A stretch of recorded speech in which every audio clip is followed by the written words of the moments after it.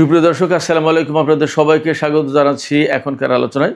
আপনাদের সঙ্গে আছি আমি সিরাজুল ইসলাম। দর্শক, খুবই গুরুত্বপূর্ণ খবর আছে, ব্রেকিং নিউজ। ইসরায়েল সিরিয়ার একটি সামরিক বিমান ঘাঁটিতে হামলা চালিয়েছে, যে বিমান ঘাঁটি পুনর্নির্মাণের কাজ করছিল তুরস্ক। এবং সবচেয়ে ভয়ঙ্কর ব্যাপার হচ্ছে, বা কারোর কাছে হয়তো মজাদার খবর হিসেবে গণ্য হবে, যখন তুরস্কের একটি প্রতিনিধি দল ওই বিমান ঘাঁটিটি পরিদর্শন করে, তার ঠিক কিছুক্ষণ পরেই ইসরায়েল সেখানে বিমান হামলা চালায়। বিমান হামলায় রানওয়ে ক্ষতিগ্রস্ত হয়েছে। প্রশ্ন হচ্ছে, সিরিয়া একটি স্বাধীন সার্বভৌম দেশ, সেই দেশে তুরস্ক একটি বিমান ঘাঁটি পুনর্নির্মাণের কাজ করছে, ইসরায়েল সেখানে হামলা চালিয়েছে। এক দফা নয়, 8 দফা হামলা চালিয়েছে।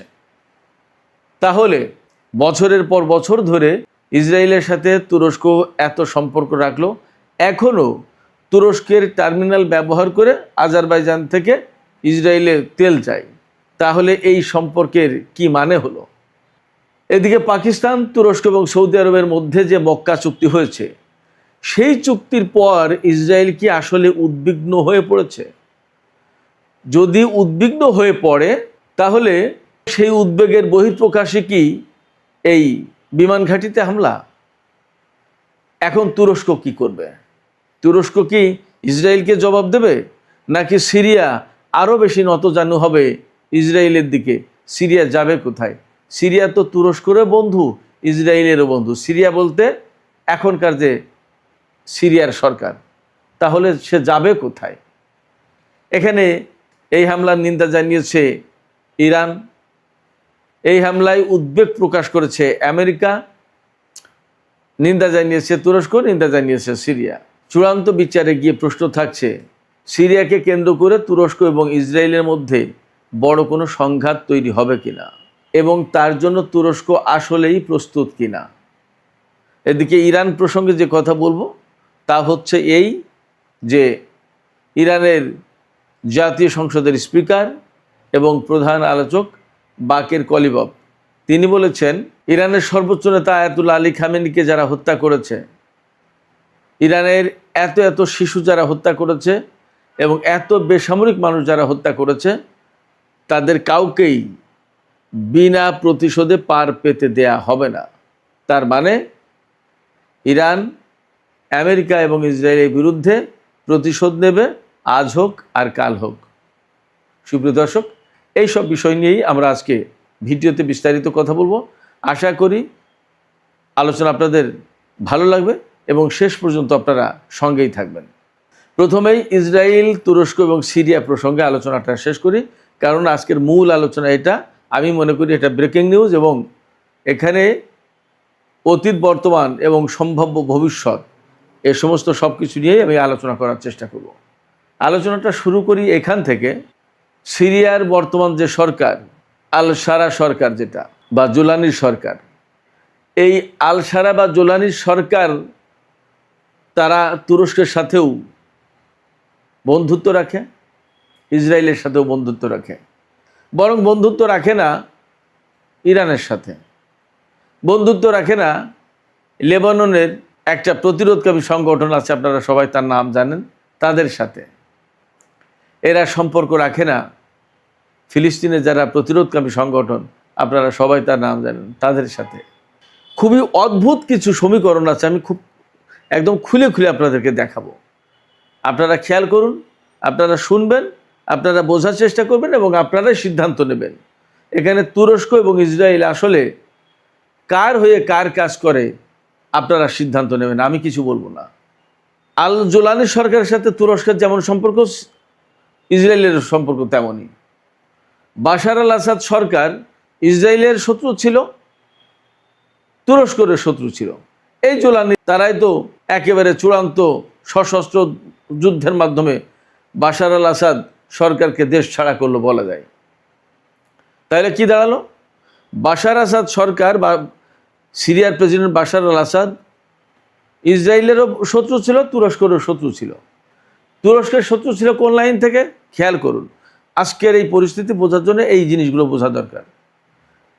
তুরস্কের প্রেসিডেন্ট রজব তাইয়িপ এরদোগান বলতো যে এই বাশার আসাদ সরকার বা তার বাবা হাফেজ আল আসাদ সিরিয়ায় হাজার হাজার মুসলিম ব্রাদারহুডের মানুষ মেরেছে, ইসলামী আন্দোলনের মানুষকে হত্যা করেছে, এবং এরা স্বৈরাচারী সরকার, মানুষের রক্তের উপর ক্ষমতায় বসে আছে। এবং ঠিক একই কথা বলতো আমেরিকা, পশ্চিমা দেশগুলো আর ইসরায়েল।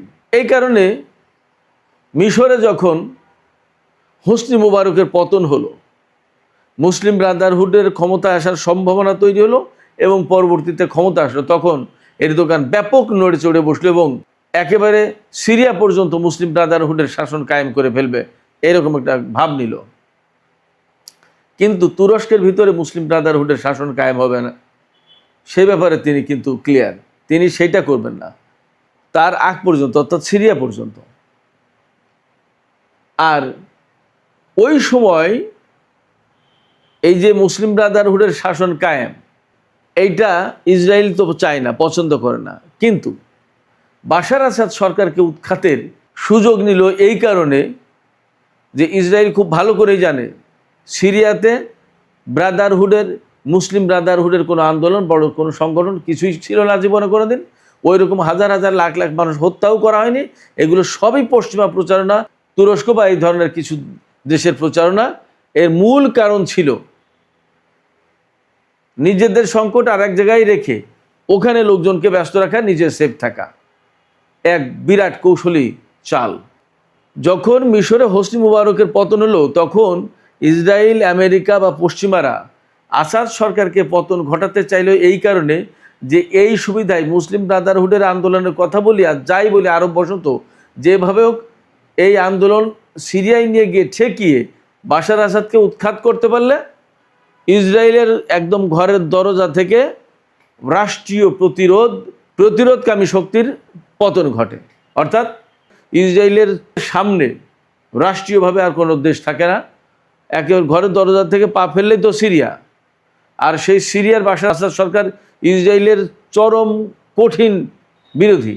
আরব বিশ্বে বাশার আসাদ সরকারের মতো আর কেউ বিরোধী ছিল না ইসরায়েলের। নেতানিয়াহু বা ইসরায়েলি সরকার চাইল বাশার আসাদের পতন হোক, পরে বাকিটা দেখা যাবে। একবার পতন ঘটাতে পারলে সেখানে ইসরায়েল, আমেরিকা, পাশ্চাত্যের প্রভাব ঠিকই প্রতিষ্ঠা করা যাবে, সেখানে পাত্তা পাবে না তুরস্ক। তাহলে এরদোগানের টার্গেট মুসলিম ব্রাদারহুডের শাসন কায়েম করা, এই জন্য বাশার আসাদকে সরাতে হবে। আর ইসরায়েলের টার্গেট বাশার আসাদকে যেভাবেই হোক সরালে সেখানে ইসরায়েলের প্রভাব প্রতিপত্তি অনেক বিস্তৃত করা যাবে। ইসরায়েলের সামনে থেকে একটা রাষ্ট্রীয় শক্তির পতন হয়, ইসরায়েলকে রুখে দেওয়ার বা ইসরায়েলকে মোকাবেলার মতো কোনো শক্তি আর সিরিয়ায় থাকবে না। শুধু তাই না, সিরিয়াকে কেন্দ্র করে ইরান এবং এই অঞ্চলের বিভিন্ন প্রতিরোধকামী সংগঠনের যে উপস্থিতি ছিল সিরিয়াতে, বাশার আসাদ সরকার থাকার কারণে এটা সম্ভব হয়েছিল। বাশার আসাদকে হটিয়ে দিতে পারলে, ক্ষমতাচ্যুত করতে পারলে এদের কারোর অবস্থান, ইরানের অবস্থান তো পরের কথা, কারোর অবস্থানই থাকবে না সিরিয়ায়। সিরিয়া হবে তখন একটা গড়ের মাঠ। ইসরায়েল যে বৃহত্তর ইসরায়েল অর্থাৎ গ্রেটার ইসরায়েল প্রতিষ্ঠা করতে চায়, তার প্রথম বড় বাধা মুক্ত হয়ে যায়। এই বিরাট সিরিয়া ইসরায়েলের কার্যত ভূখণ্ডে পরিণত হয়। দুই ব্যক্তির অর্থাৎ নেতানিয়াহুর আর এরদোগানের টার্গেট দুই রকমের ছিল, বাট কমন গোল ছিল বাশার আসাদকে পতন ঘটাও। যখন ফিলিস্তিনের গাজায় এত ভয়াবহ নিধনযজ্ঞ চালিয়েছে ইসরায়েল, তখন কিন্তু এরদোগান শুধু কথা বলে গেছে, কাজের কাজ কিছু করেনি। যখন খুব ক্রিটিক্যাল অবস্থা এবং সিরিয়ার বিভিন্ন অবস্থানে, ইরানি অবস্থানে যখন ইসরায়েল বারবার হামলা চালাচ্ছে, ঠিক তখনই তুরস্ক এই জুরানিদেরকে লেলিয়ে দিল বাশার আসাদের বিরুদ্ধে খুব দুর্বলতম মুহূর্তে, যে দখল করো ক্ষমতা। যখন ইসরায়েলের সাথে ইরানের যুদ্ধ লাগে অবস্থা, ঠিক তেমন একটা অবস্থায় এই কাজ করলো। এবং তখন রাশিয়া বাশার আসাদকে সরিয়ে নিয়ে গেল, বাশার আসাদ রাশিয়াতে চলে গেল, ইরান তার অবস্থান ছেড়ে চলে আসলো এবং একদম ফাঁকা ময়দানে ইসরায়েল গোল দিতে থাকলো। সিরিয়ার সমস্ত সামরিক অবকাঠামো, বিমান ঘাঁটি, ক্ষেপণাস্ত্র ডিপো, গোলাবারুদের ডিপো, যত যা কিছু ছিল সব ধ্বংস করে দিল। বিমান ঘাঁটি তো একদম সব ধ্বংস। ইসরায়েলের বিমান বাহিনী বেশ ভালো শক্তিশালী ছিল, ধ্বংস করে দিল। তারপরে তাদের ট্যাঙ্ক বাহিনী ব্যাপক শক্তিশালী, একদম সব ধ্বংস করে দিয়েছে। এখন সিরিয়ায় যে জোলানি সরকার, তাদেরকে একদম ফকির মিসকিন বানিয়ে দিয়েছে সামরিক সক্ষমতার দিক দিয়ে, সামরিক শক্তির দিক দিয়ে। এইগুলো যখন করেছে তখন কিন্তু তুরস্ক একদম কিছুই বলেনি ইসরায়েলকে বলেনি এই নেতানিয়াহু বা এই ভাই তোমরা এই করো কি। মাত্র একটি সরকারের পতন হলো এবং নতুন এরা সরকারে এসেছে, ক্ষমতায় এসেছে, তোমরা তাদের সমস্ত সব কিছু ধ্বংস করে দিচ্ছ কেন? সেখানে আমি ব্যক্তিগতভাবে মনে করি এরদোগানের একটা বিশেষ টার্গেট ছিল, সিরিয়ার সমস্ত সামরিক সব কিছু ধ্বংস হয়ে গেলে ওই জায়গায় বিপুল পরিমাণের সামরিক সরঞ্জাম বিক্রি করতে পারবে, তুরস্ক একটা ব্যবসা করবে। আমেরিকার যেমন বিভিন্ন জায়গায় এরকম টার্গেট থাকে যে ওখানে যুদ্ধ হলে আমরা এই পরিমাণে অস্ত্র বিক্রি করতে পারবো, তুরস্কের সিরিয়া কেন্দ্রিক এই টার্গেট ছিল। অতএব ইসরায়েল যে সমস্ত ধ্বংসযজ্ঞ চালিয়েছে কোনো কিছু বলেনি এর বিরুদ্ধে। অবশ্য তুরস্ক কিছু বললেও ইসরায়েল যে শুনতো এমন কোনো সম্ভাবনা নেই। যাই হোক, মধ্যপ্রাচ্যের চলমান পরিস্থিতি এবং গাজার ক্রাইসিস একেবারে চরমতম পর্যায়ে যাওয়ার পর ইসরায়েলের সাথে তুরস্কের বাণিজ্য সম্পর্ক সম্ভবত অনেকটাই কাট আপ হয়েছে, তবে কিছু কিছু সম্পর্ক এখনও আছে বলে মনে করা হয়। বিশেষ করে আজারবাইজান থেকে তুরস্কের মাধ্যমে ইসরায়েলে যে তেল যায় সে তেল এখনও যায় বলেই জানা যাচ্ছে। বিভিন্ন তথ্য উপাত্ত থেকে জানা যায় আজারবাইজান থেকে প্রতিদিন ইসরায়েলে 94,000 ব্যারেল অপরিশোধিত তেল যায়। 2024 সালের পর অর্থাৎ 25 সালে ইসরায়েলের যে পরিমাণে তেল গেছে সেটা আগের বছরের চেয়ে 31% বেশি এবং 2022 সালের পর এটা ছিল সর্বোচ্চ। এছাড়া ইসরায়েল এবং তুরস্কের মধ্যে যে পরিমাণে বাণিজ্য ছিল, বছরে প্রায় $700 কোটি বাণিজ্য ছিল। বিপুল পরিমাণের জিনিস তুরস্ক থেকে ইসরায়েলে যেত, আবার ইসরায়েল থেকে তুরস্কে আসতো। অবশ্যই তুরস্ক ইসরায়েলে বেশি পাঠাতো আর ইসরায়েল থেকে কম নিত। 2023 সালের হিসাব অনুযায়ী তুরস্ক থেকে ইসরায়েলে $530 কোটি পণ্য গেছে। ইসরায়েল থেকে তুরস্ক গেছে $150 কোটি পণ্য। তুরস্ক থেকে ইসরায়েলে ইস্পাত, আয়রন, সিমেন্ট, জিপসিয়াম, কাপড় চোপড়, তৈরি পোশাক, এরকম বিভিন্ন প্লাস্টিকজাত পণ্য, বিভিন্ন রকমের দ্রব্যাদি যায়। এর ভিতরে তুরস্ক থেকে ইসরায়েলে বিপুল পরিমাণে জিপসাম যায়। ইসরায়েলে যে জিপসাম প্রয়োজন তার অর্ধেক প্রায় তুরস্ক থেকে যায়। সম্পর্ক 2023, 24, 25 সালেও ছিল, এখন অনেকটা কমেছে। বাট তুরস্কের রজব তাইয়িপ এরদোগান যখন প্রেসিডেন্ট, প্রধানমন্ত্রী, তখন ইসরায়েলের সাথে এইভাবে সম্পর্ক ছিল। সেই ইসরায়েলের সাথে এখন কিছুটা টানাপোড়েন তৈরি হয়েছে, আর এই মক্কা চুক্তির পর আরও বেশি টানাপোড়েন তৈরি হয়েছে মনে হচ্ছে।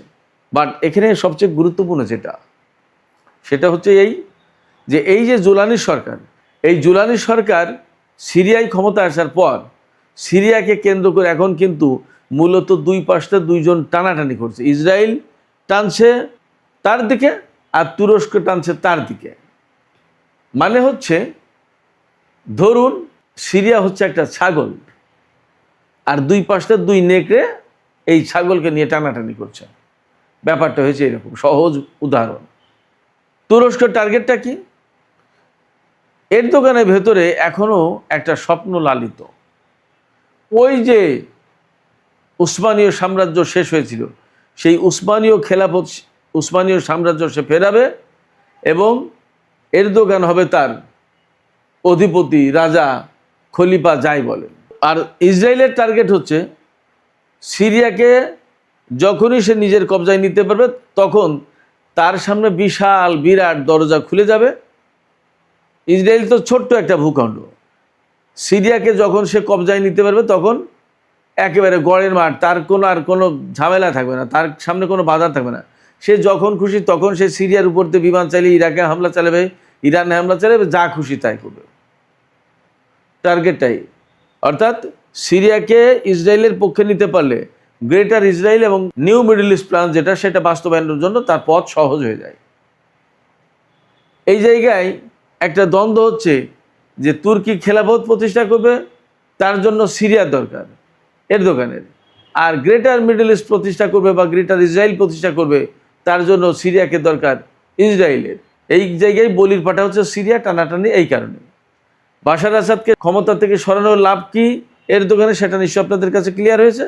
আর বাশার আসাদকে সিরিয়া থেকে সরালে লাভ কি ইসরায়েলের, সেটাও আমি আশা করি আপনাদেরকে ক্লিয়ার করতে পেরেছি। এইরকম একটা টার্গেট থেকে দুই পক্ষ বাশার আসাদকে কমন এনিমি, অভিন্ন শত্রু হিসেবে গণ্য করে তাকে ক্ষমতা থেকে সরিয়ে দিয়েছে। দিলে এখন তারা এই সিরিয়ায় প্রভাব প্রতিপত্তি বিস্তারের চেষ্টা করছে, যে এখানে আমি থাকবো, এরদোগান ভাবছে আমি থাকবো, আর ও পাশে নেতানিয়াহু ভাবছে যে আমি থাকবো। এই দুইজনের দ্বন্দ্ব, এই দ্বন্দ্বকে কেন্দ্র করে সংকট বেশ ঘনীভূত হতে পারে এবং ইসরায়েল তুরস্ককে তোয়াক্কাই করবে না, তুরস্ককে তোয়াক্কাই করবে না এবং করেননি। আজকেই তো যখন তুরস্কের প্রতিনিধি দল ওই বিমান ঘাঁটি পরিদর্শন করেছে, জাস্ট তার কিছুক্ষণ পরেই সেখানে হামলা চালিয়েছে। এবং চমৎকার তথ্য হচ্ছে যে এই হামলা যখন চালিয়েছে সেখানে তুরস্কের সামরিক বাহিনীর কিছু গাড়ি ছিল, সেখানে ওই অবস্থায় হামলা করছে। ইসরায়েল তুরস্ককে গোনার ভিতরেই ধরবে না, আমি আপনাদেরকে এইটুকু বলি। হয়তো কেউ কেউ ভিন্নভাবে দেখতে পারেন আমার এই বক্তব্য, কিন্তু বাস্তবতা এটাই। সেক্ষেত্রে এই তুরস্ক পাকিস্তান এবং সৌদি আরবের সাথে জোট করেছে এবং আরও দেশকে কাছে টানতে চায়।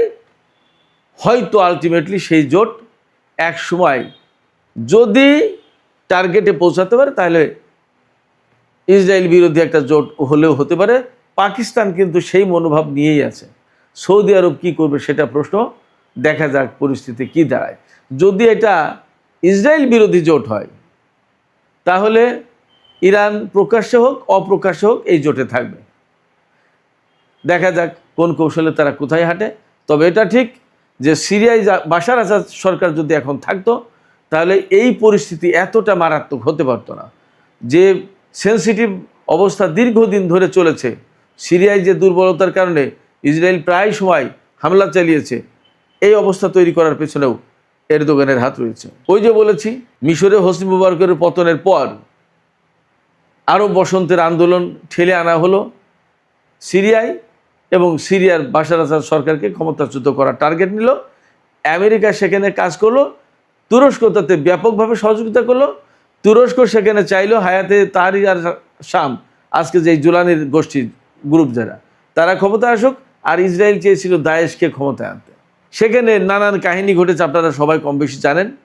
তারপরে তো আজকের এই পরিস্থিতি। এখন সিরিয়া নিয়ে যা ঘটছে, আমার কাছে মনে হয় সিরিয়াটা হবে তুরস্ক এবং ইসরায়েলের রাজনৈতিক এবং হয়তো বা ক্ষেত্র বিশেষে সামরিক প্রতিদ্বন্দ্বিতার ব্যাটেলফিল্ড, আর সিরিয়ার সাধারণ জনগণ হয়তোবা তার বলির পাঠা হবে। আমরা অপেক্ষা করি আসলে মক্কা চুক্তি, পাকিস্তান, তুরস্ক, সৌদি আরবের চুক্তি কিভাবে কতদূর কি হয় আমরা দেখি। সিরিয়ায় যে হামলাটা হয়েছে সেটা তুরস্কের অবস্থানেই হামলা কার্যত। আমরা দেখতে থাকব যে তুরস্ক আসলে এর বিরুদ্ধে কতদূর কি করে, তার থেকে বোঝা যাবে যে আসলে তারা কতদূর কি করতে চায় বা কি করতে পারবে। সুপ্রিয় দর্শক, এবার ইরানের জাতীয় সংসদের স্পিকার বাকের কলিবাফের একটি বক্তব্য, সেই বক্তব্যটা দিয়ে মূলত আজকের আলোচনা আমি শেষ করতে চাই।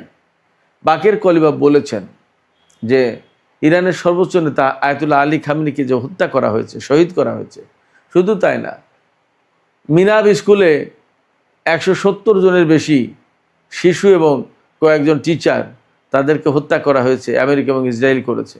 এবং ইরানের ভেতরে আরও বহু সংখ্যক কয়েক হাজার বেসামরিক নাগরিককে হত্যা করা হয়েছে। এর কোনো হত্যা, এদের কারোর রক্ত বিনা শাস্তিতে বৃথা যেতে দেওয়া হবে না, অর্থাৎ বিনা প্রতিশোধে এদের রক্ত মুছে যাবে না। বাকের কলিবাফ পরিষ্কার করে বলেছেন, যারা এই হত্যার সাথে জড়িত, যারা এই হত্যার পরিকল্পনা করেছে, যারা এই হত্যার নির্দেশ দিয়েছে, তাদের প্রত্যেকের বিরুদ্ধে প্রতিশোধ নেওয়া হবে। এই প্রতিশোধ নেওয়ার ঘোষণা কিন্তু বেশ বড় ব্যাপার, এবং ইরানের এখন বলা যায় যে একেবারে সর্বোচ্চ পর্যায় থেকে ইরানের সর্বোচ্চ নেতা, প্রেসিডেন্ট এবং সংসদের স্পিকার, এই 3 ব্যক্তি খুব গুরুত্বপূর্ণ ইরান এই দেশের জন্য, রাষ্ট্র হিসেবে, রাষ্ট্রের প্রশাসনিক কাঠামোর জন্য। সেই জায়গায় একটি সাংবিধানিক উচ্চ পর্যায় থেকে বাকের কলিবফ এই কথা বলছেন, এই অঙ্গীকার ব্যক্ত করছেন যে যারা এই হত্যা ঘটিয়েছে, যারা এর নির্দেশ দিয়েছে এবং যারা বাস্তবায়ন করেছে, যারা পরিকল্পনা করেছে, তারা কেউ বিনা বিচারে বা বিনা শাস্তিতে পার পাবে না, এদের বিরুদ্ধে প্রতিশোধ নেওয়া হবে। দেখা যাক, আমরা দেখতে থাকি কি হয়। তবে মধ্যপ্রাচ্যের পরিস্থিতি যে ধারণা করা হচ্ছিল আমেরিকা এবং ইরানের যুদ্ধ থামলে হয়তোবা অনেকটা সুস্থির হতো, স্থিতিশীল হতো, ব্যাপারটা মনে হয় সেই রকম হবে না। হ্যাঁ, ব্যাপারটা অনেকটা সেই রকম হতে পারে যদি কিনা এই যে মক্কা চুক্তি হয়েছে, এই চুক্তি যদি সৎ নিয়তে সবাই এক জায়গায় সত্যিকার অর্থে ঐক্য গড়ার চেষ্টা করে এবং মধ্যপ্রাচ্য অঞ্চলের সমস্ত মুসলিম দেশ যদি এই চুক্তির আওতায় আসে, তাহলে ইসরায়েল মধ্যপ্রাচ্যে অবশ্যই অনেক কিছু করতে সাহস বোধ করবে না। কিন্তু সেটা কি পারবে? সেই ঐক্যবদ্ধ কি হতে পারবে? সংযুক্ত আরব আমিরাত, বাহরাইন, কুয়েত, তারা কি এতে আসবে? সৌদি আরবের ভূমিকা কি হবে? পাকিস্তান, তুরস্ক যদি চায়ও, সৌদি আরব কি চাইবে? এইগুলো হলো অনেক বড় বড় প্রশ্ন। এই প্রশ্নের জবাব যতদিন পরিষ্কার না হবে ততদিন আমরা আসলে বলতে পারবো না যে বড় কিছু হতে যাচ্ছে এই মক্কা চুক্তির কারণে। সুপ্রিয় দর্শক, এখনকার আলোচনা এখানে শেষ করতে চাইছি। আলোচনা শেষের আগে আপনাদের মতামত জানতে চাই, আপনারা কি মনে করেন?